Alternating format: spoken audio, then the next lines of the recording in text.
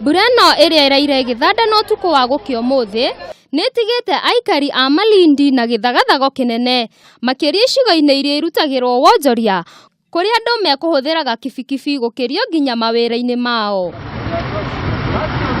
Bengi ĩmwe mwena ũcio maai mekũihũrĩte nginya mũromo-inĩ. Kũringana na Ken Ondiek ũrĩa nĩ mũhũri biacara mwena ũyũ, o mwaka hĩndĩ ya mbura nĩ makoragwo magĩthiĩ hathara nene kumana na mũiyũro ũrĩa umanaga na mbura ĩno. Ukiangalia wale kina mama kule, ule mama ni wa kupika chakula. Kusema ule kule hakuna kazi wanafanya, manake njia ndio hii ya kufuka ndio watu wapate kula na hao wapate riski yao.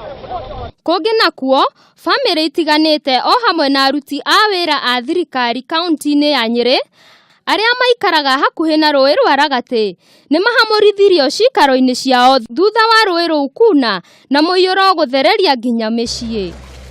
Naguo thukuru wa secondary wa Kanyama nĩ ũtigirwo ũtarĩ cioro thutha wa guthererio nĩ kĩguũ.